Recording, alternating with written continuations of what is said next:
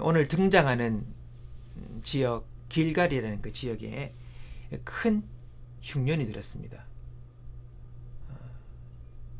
흉년하면 우리가 예전에 어른들이 이야기하시는 보릿고개 이야기하지 않습니까?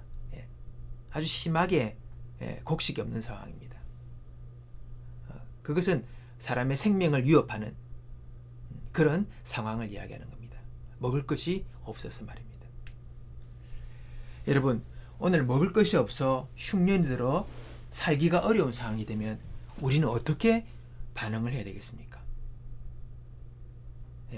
어려움이 닥치고 빈곤이 오고 위험이 오고 목숨이 위태로운 그런 상황이 우리에게 닥칠 때 우리는 어떻게 해야 되겠습니까?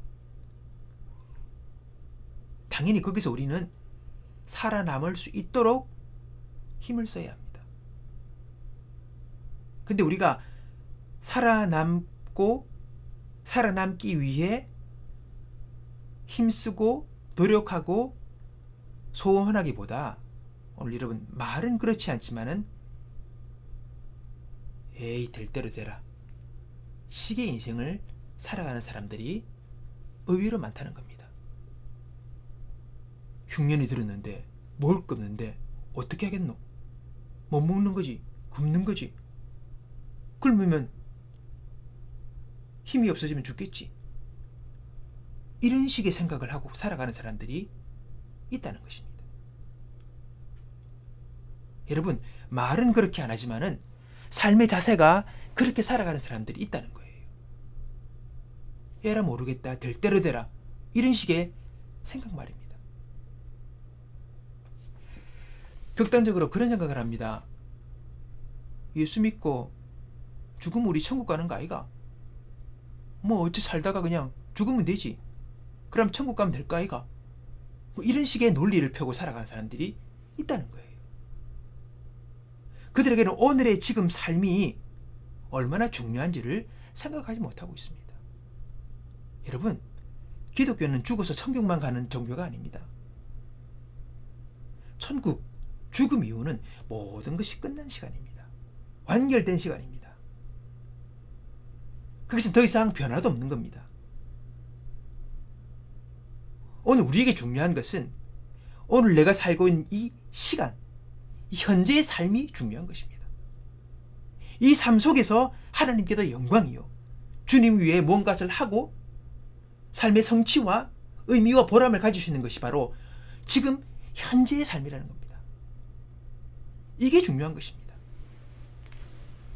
여러분, 만약에 예수님께서 우리를 다 예수 믿고 천국 가게 하는 것, 단지 천국에 가는 것만 목적이라면 여러분, 우리를 이 세상에 오래 둘 필요가 없습니다. 믿자마자 빨리빨리 데려가야죠. 그게 최고 아닙니까? 고난 많고 죄악 많고 고통이 있는 이 세상에 왜 사랑하는 자녀를 두십니까? 다 데리고 가야지요. 여러분, 우리는 알아야 합니다. 요한복음 17장에 보면 예수님께서 그들을 위해 기도합니다. 죄아들을 위해서. 그러면서 17장 15절에 이렇게 말씀하십니다. 내가 비옵는 것은 저희를 세상에서 데려가시기를 위함이 아니요, 오직 악에 빠지지 않게 보존하시기를 원합니다. 여러분, 예수님이 이제 곧 승천하셔서 하늘로 올라가십니다. 그 앞두고 제자들을 위해서 축복하며 기도하고 있습니다. 근데 기도하는 간절한 제목이 뭐냐? 이들도 빨리 하나님 천국으로 데려가게 해주십시오. 이게 아니라는 겁니다. 이들이 악에 빠지지 않고 악에 묶이지 않고 악의 포로가 되지 않고 이들이 자유하면서 이 땅에서 지금 이 현실의 삶 속에서 하나님 주님의 영광을 나타나게 해주십시오라는 예수님의 기도예요.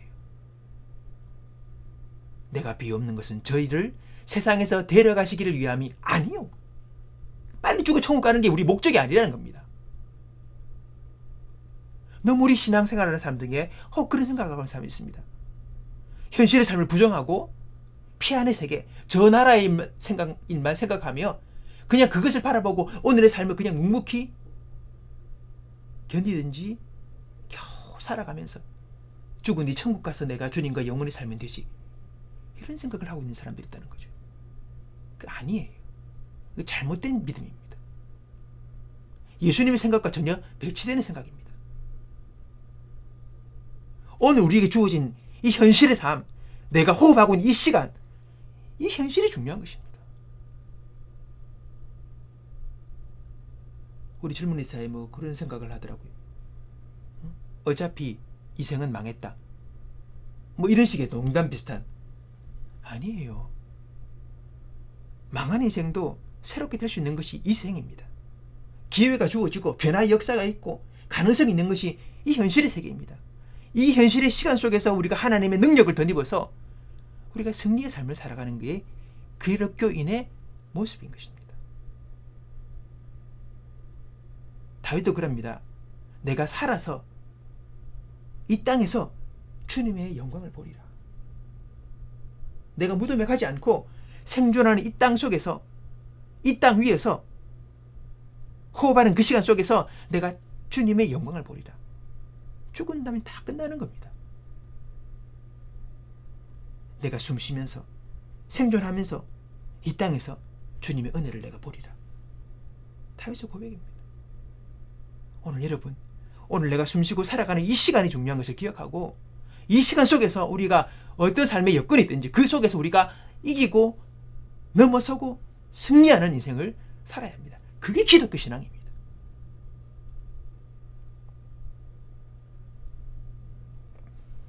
여러분, 길갈에 큰 흉년이 들었습니다. 그 당시 엘리사를 따르던 선지생들이 많았습니다. 지금 말하면 신학교 비슷한 거죠. 먹을 게 없어요. 그럼 극단적으로 우리가 생각할 때 뭐 먹을 거 없으면 죽으면 되지. 죽으면 천국 갈 거 아이가? 뭐 그렇게 아등바등이고. 그게 아니잖아요. 어떻게 합니까? 엘리사가 먹을 것이 없으니까 다 죽어라. 그게 아니에요. 뭘 합니까? 큰 솥을 걸어라. 이게 무슨 말입니까? 너희들이 살 것이라는 거예요. 너희들이 산다. 너희들이 지금 부족함들이 채워질 것이다. 이제 큰 솥을 걸어라. 엘리사가 그렇게 선포하고 있는 것입니다. 오늘 죽지 않습니다. 오늘 살 것입니다. 희망이 있습니다. 내일은 더 잘 될 것입니다. 오늘 그것을 선포하고 믿고 살아가는 것이 기독교인이에요. 그래서 큰 솥을 걸으라는 겁니다. 여러분, 지금 흉년이 든 상황과 큰 솥을 거는 것은 전혀 맞지가 않는 상황입니다. 먹을 것도 없는데 뭘 끓입니까? 뭐 어떤 음식을 합니까? 그것도 작은 그릇도 아니고 큰 그릇을 걸어라. 지금의 상황과 영 배치되는 명령이었지만은 엘리사는 이러한 명령을 그들에게 내립니다. 이 말은 다시 말하면 하나님이 우리를 살리실 거라는 겁니다.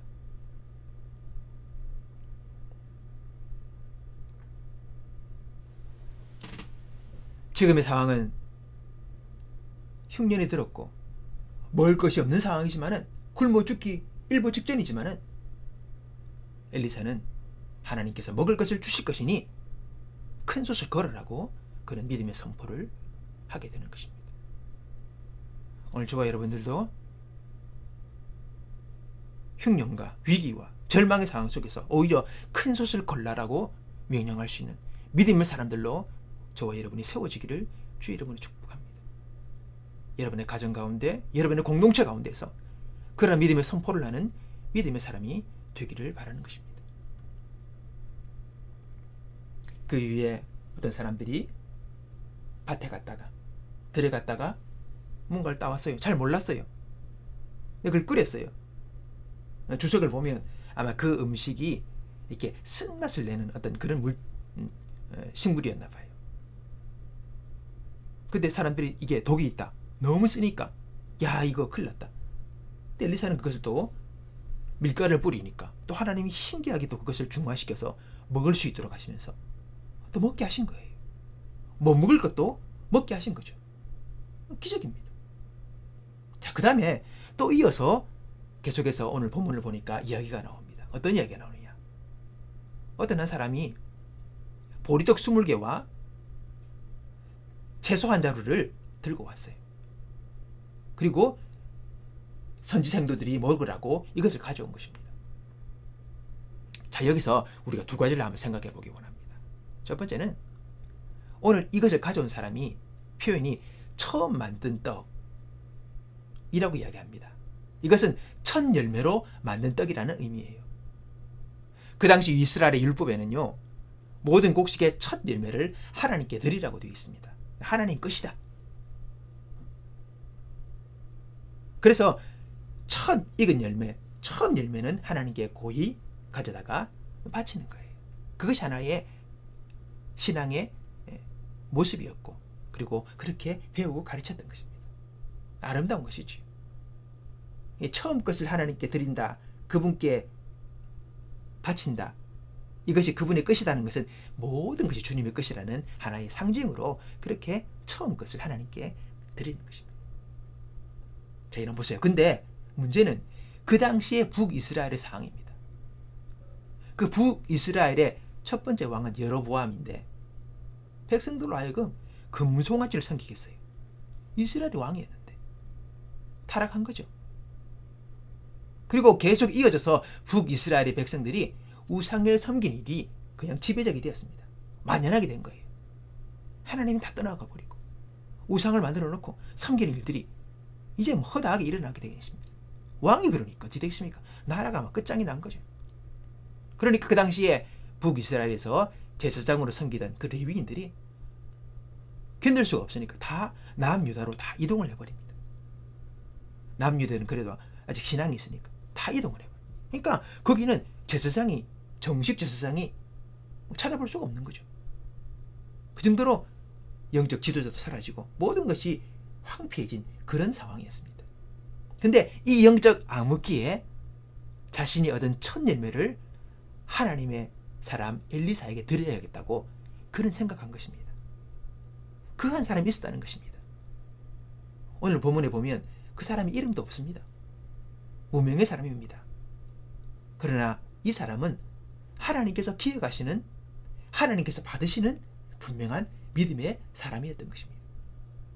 그래서 오늘날까지 이 성경에 기록되어져서 성경을 읽는 사람이 이 일을 한 그 누군가를 우리가 생각하게 되고 그의 모습을 보면서 우리는 참으로 훌륭하다라고 생각하게 되는 겁니다. 여러분, 하나님은 기억하십니다. 믿음을 따라, 말씀을 따라 그분 앞에 순종함으로 드려진 우리들의 모든 삶의 행위들을 주님은 기억하십니다. 그리고 기뻐하십니다. 하나님이 기억하시면 되죠. 마태복음 끝장에 보면 마지막 날, 마지막 심판 때에 양과 염수로 이렇게 무리가 나뉩니다. 양의 편에 선 사람, 염수의 편에 선 사람. 염수의 편에 선 사람은 못됐었어요. 삶이 하나님 인정을 받지 못했어요. 근데 양의 편에 있는 사람들은 인정받은 사람들이에요. 그들은 어떻게 하느냐?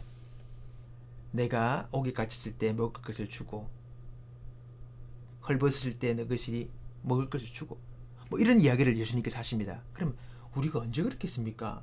하면서 기억이 없는데요? 이렇게 반응을 합니다.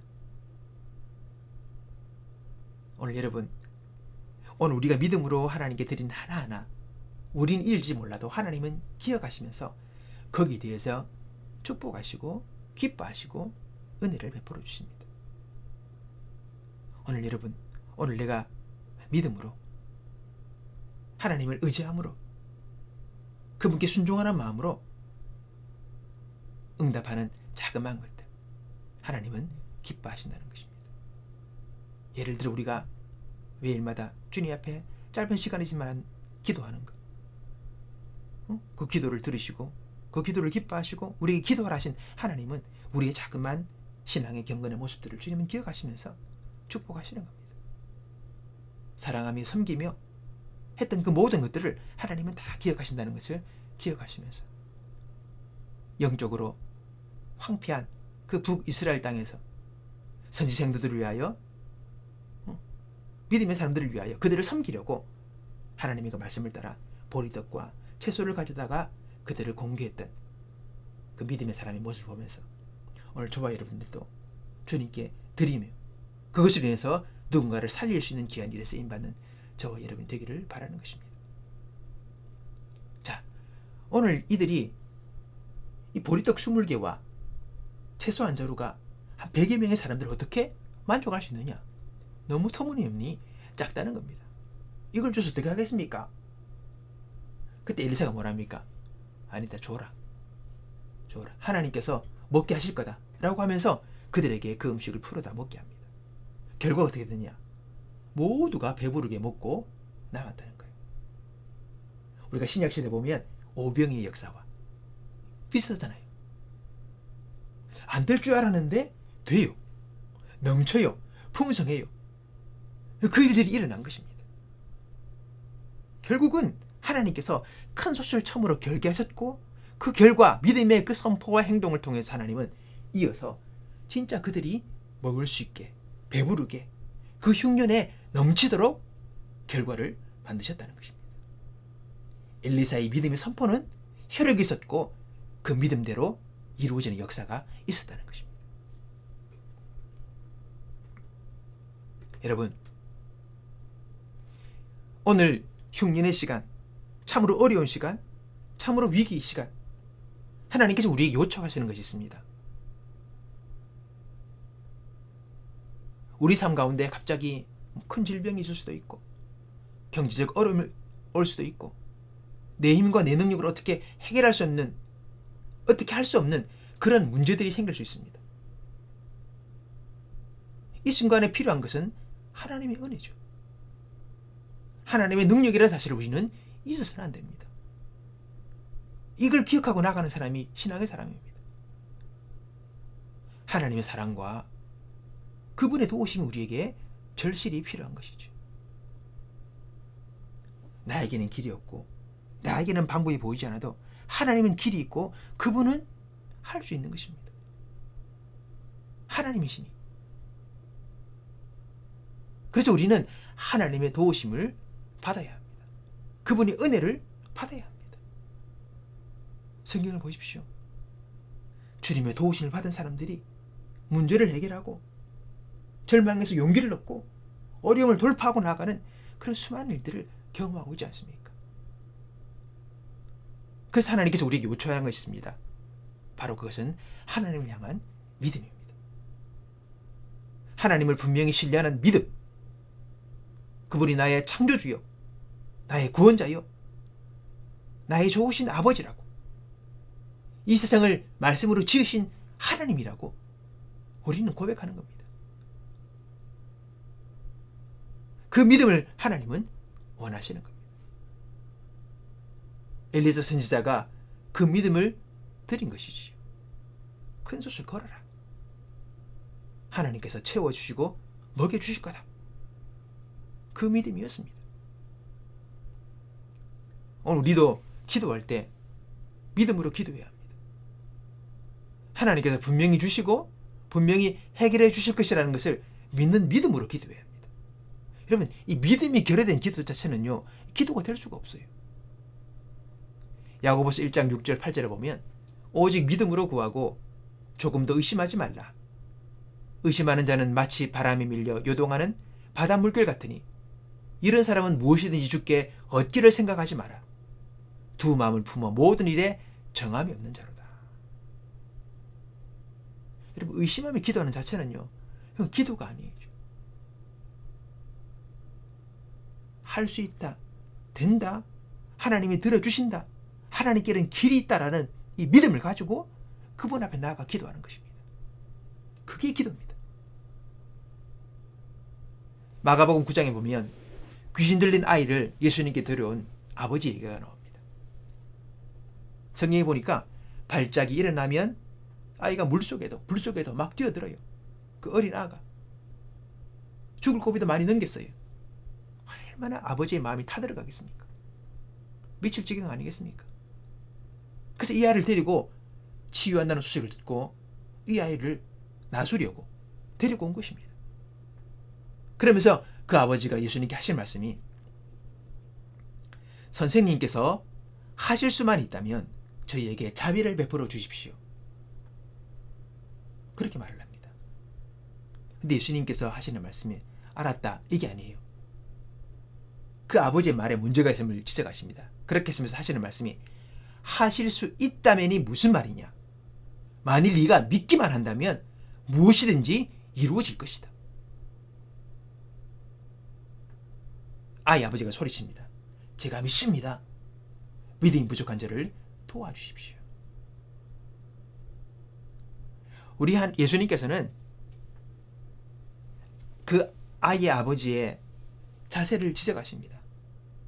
네가 지금 올바른 자세로 내게 나오지 않았다는 겁니다. 아버지는 뭐랍니까? 그 말의 의미가 그런 겁니다.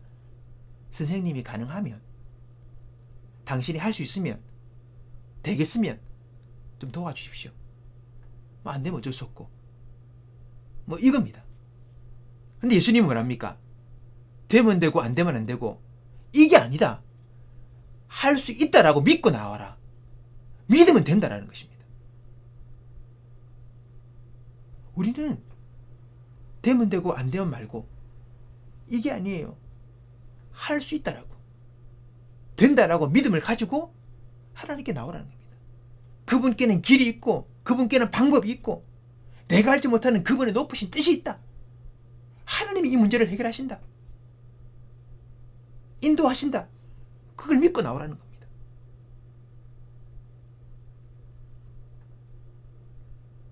우리는 문제를 가지고 나갈 때에 믿음으로 나가야 합니다. 기도는 간 보는 게 아닙니다. 되겠나 안 되겠나 그거 알아보는 게 아닙니다. 됩니다. 당신은 할 수 있습니다. 그리고 우리가 기도하러 나갈 때는 이 우리의 포커스를 내 문제에 두고 나가면 안 됩니다. 전능하신 하나님, 살아계신 하나님께 우리의 포커스를 두고 그분 앞에 나아가면 그분이 우리에게 은혜를 주시고 소망을 주시고 평안을 주시고 용기를 주셔서 확신을 주셔서 이 문제를 이겨나가게 하시는 거죠. 두려워 떨고 있는 내 마음을 지켜주시고 내 마음에 평안을 주시고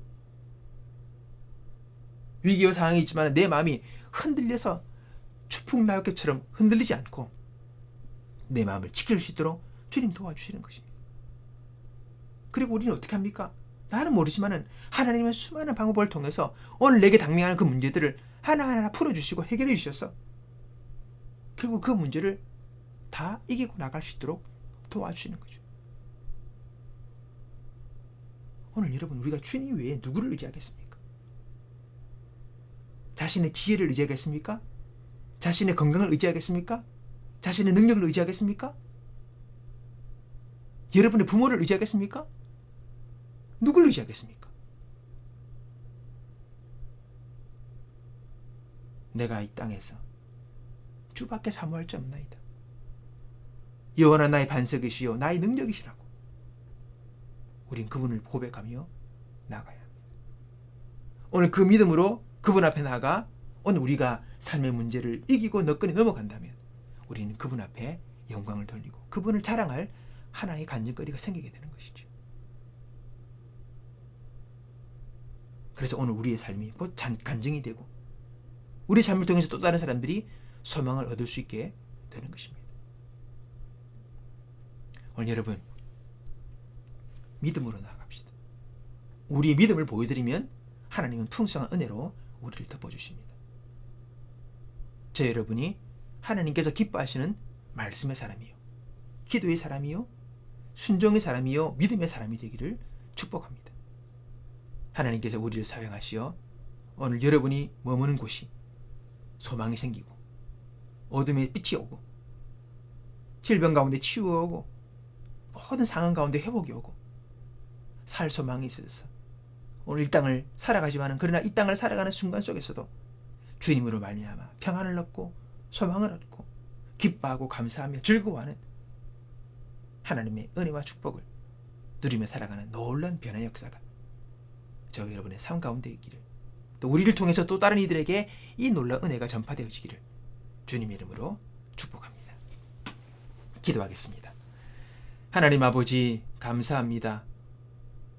오늘 이 땅 우리가 살아가며 수많은 어려움과 절망과 고난과 아픔과 고통이 있지만 그러나 이 모든 것 속에서 우리가 주님의 은혜를 힘입어 승리하며 이기고 하나님이 전진하는 우리 인생을 살아가게 하여 주옵소서.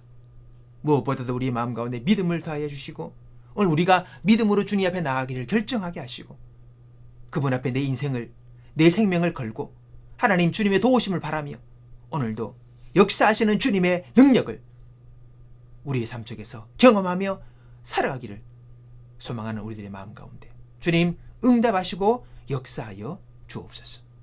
감사하고 예수님의 이름으로 기도하옵나이다.